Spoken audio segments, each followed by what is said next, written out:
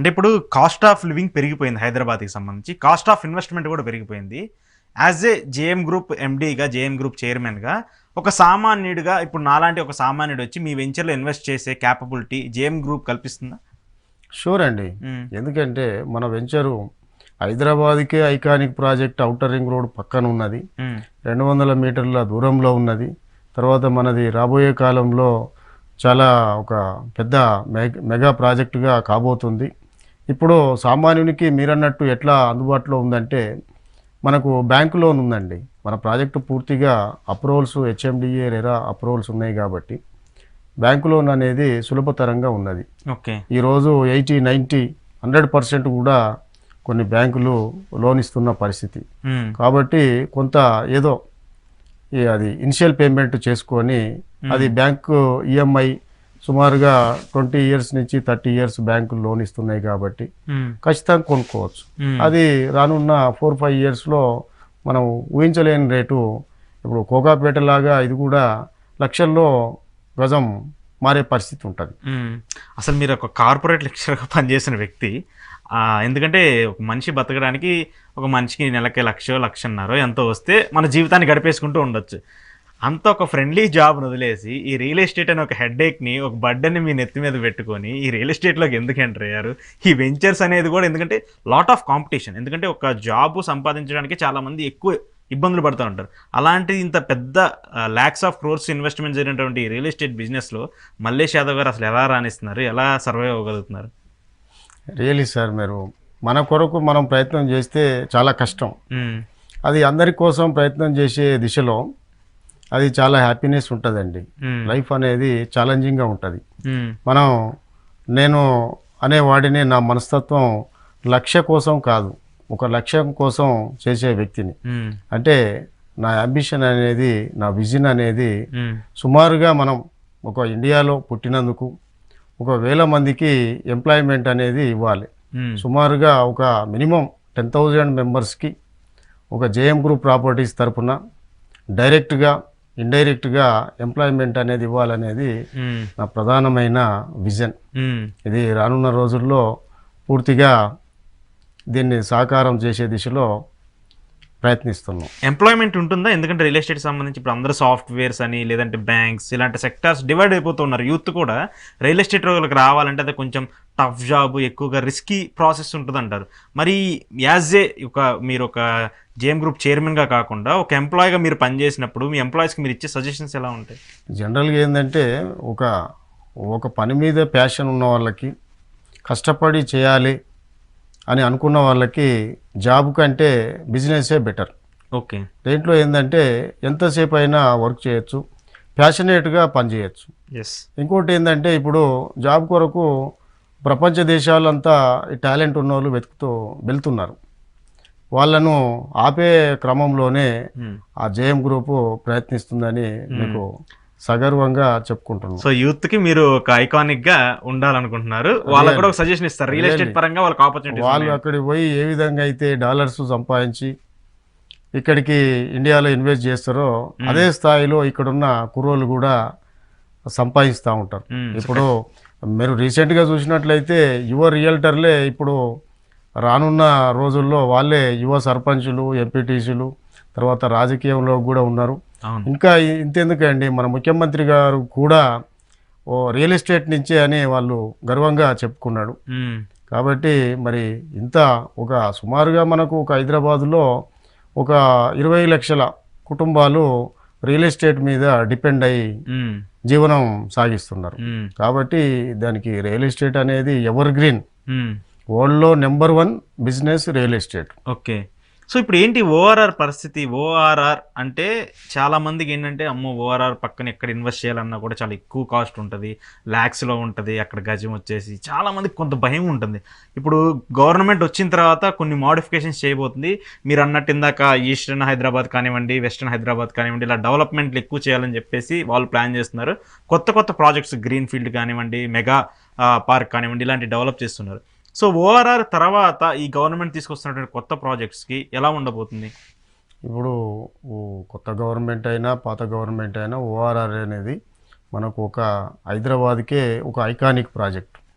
ఇదేంటంటే ఏ మన ప్రదేశానికి హైదరాబాదులో ఏ ప్లేస్కి వెళ్ళాలన్నా కూడా త్రో ఓఆర్ఆర్ అనేది ఈజీ కనెక్టివిటీ. కాబట్టి ప్రజలందరూ కూడా ఈజీగా వెళ్ళాలని కోరుకుంటున్నారు. గంటలు గంటలు రోడ్ల మీద ట్రాఫిక్లో ఇరుక్కుపోయే పరిస్థితి.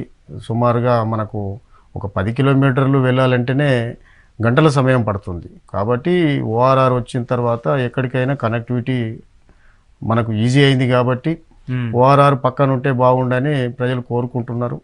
అదేవిధంగా మనకు వెస్ట్లో అయితే మీరన్నట్టు చాలా రేట్లు పెరిగిపోయినాయి. 3 లక్షలు 4 లక్షలకు కూడా గజమైన పరిస్థితి.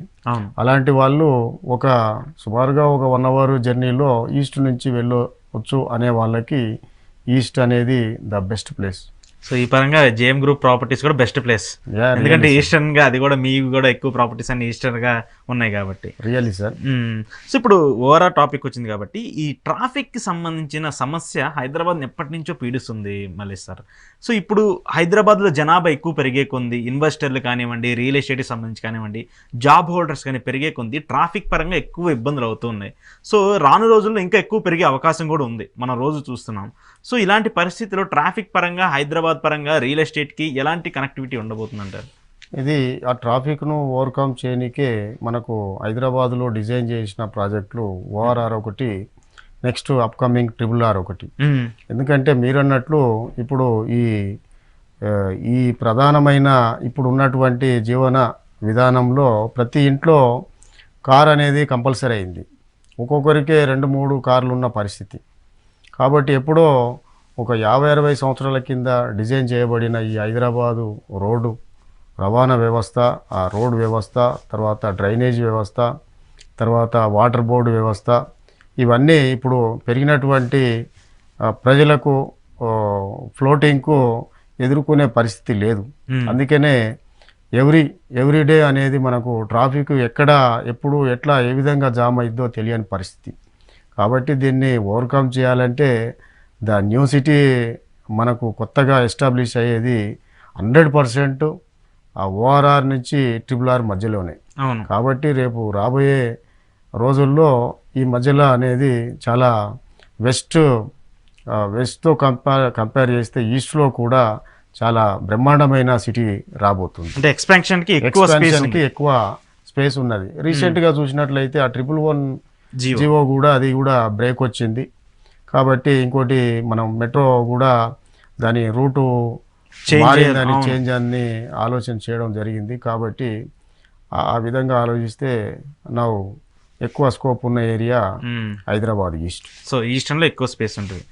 సో ఇప్పుడు నాకు ఒక డౌట్ ఉంది సార్, ఏంటంటే నేను ఇప్పుడు ఫ్లాట్ కొనాలా ఇల్లు కొనాలా? ఏంటి సామాన్యుడికి ఒక డౌట్, నాకే ఒక పెద్ద క్వశ్చన్. ఇప్పుడు చాలా మంది, ఇప్పుడు నేను మీతో మాట్లాడుతున్నా కూడా, ఇప్పుడు నేను ఒక ఫ్లాట్ కొనాలా ఒక ఇల్లు కొనాలా, ఏం కొనాలనేది పెద్ద క్వశ్చన్ సామాన్యుడికి. ఇది ఎప్పుడు ఉండే క్వశ్చన్. మీరేం చెప్తారు యాజ్ ఎ రియల్ ఎస్టేట్ ఎక్స్పర్ట్గా?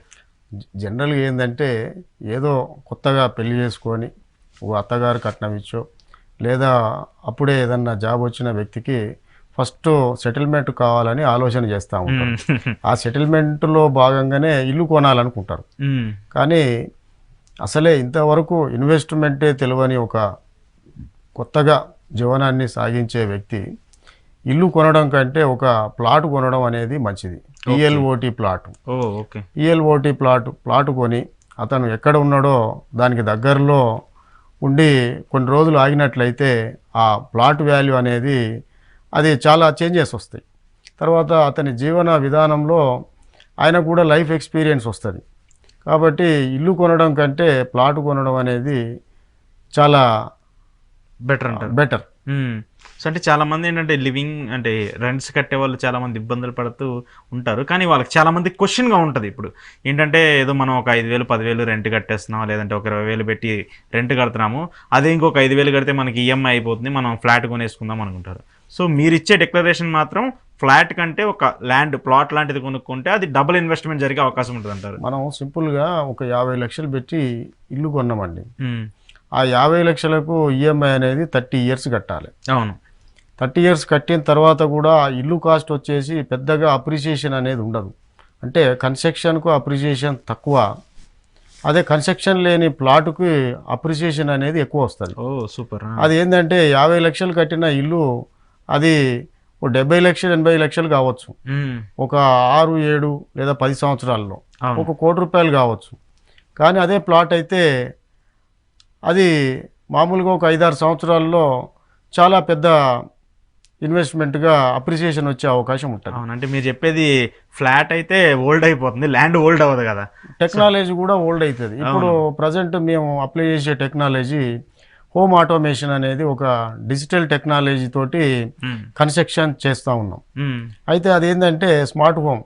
ఇప్పుడు అందరూ అంత స్మార్ట్ పీపుల్ అయినారు, స్మార్ట్ ఫోన్ వచ్చింది కదా, ఫోన్ నుంచే లైట్స్, ఫ్యాన్స్, ఏసీ అవును, ఇవన్నీ డోర్స్ ఆపరేట్ చేసుకునే విధంగా సెన్సార్ టెక్నాలజీ తోటి మేము హోమ్ ఆటోమేషన్ ఉమ్, అనే కొత్త హౌజెస్లో ఇప్పుడు ఆ టెక్నాలజీని ఇంప్లిమెంట్ చేయడం జరుగుతూ ఉంది. అంటే మీరే ఆ టెక్నాలజీతో డిజైన్ చేస్తారు డిజైన్ చేస్తున్నాం. ఓకే. ఉమ్, జనరల్గా ఆ విధంగా టెక్నాలజీ అనేది ప్రతిరోజు అప్డేట్ అవుతుంది కాబట్టి ఉమ్, సుమారుగా మనం ఫస్టే ఇల్లు తీసుకొని ఇబ్బందులు పడే బదులు ప్లాట్ తీసుకొని ఆలోచించి మనకు నచ్చిన విధంగా ఫ్యూచర్లో డిజైన్ చేసి ఇల్లు కట్టుకోవడం అనేది ఉమ్. చాలా మంచిదని నా అభిప్రాయం. ఓకే, అంటే ఇప్పుడు ఈ టెక్నాలజీ అంటే చాలా మంది భయపడుతుంటారు, అమ్మో ఇది ఎక్కువ కాస్ట్, ఎందుకంటే టెక్నాలజీ పెరిగే కొంది కాస్ట్ కూడా పెరిగిపోతుందన్న ఒక భయం ఉంటుంది జనరల్గా పబ్లిక్లో.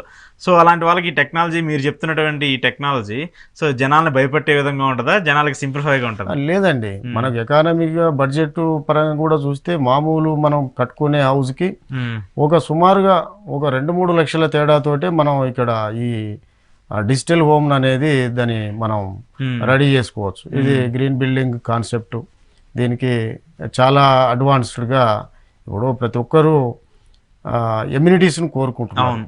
కాబట్టి ఈ దిశగా ఆలోచిస్తే it is the best. Already west జోన్లో కొంతమంది స్మార్ట్ పీపుల్, హైదరాబాద్లో కూడా ఈ టెక్నాలజీ అందుబాటులో ఉన్నది.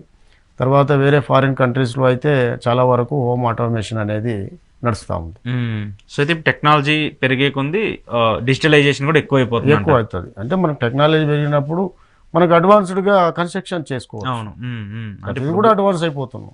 కరెక్ట్ ఓల్డ్ కాన్సెప్ట్ని తీసేసి కొత్తగా టెక్నాలజీ పరంగా కూడా ఇల్లులు కూడా వస్తున్నాయి అంటారు. అంతే కదండి, ఇల్లు ఉన్న వాళ్ళు ఖచ్చితంగా ఇంకా ఇల్లు కాకుండా ఏం కొనాలంటే విల్లా.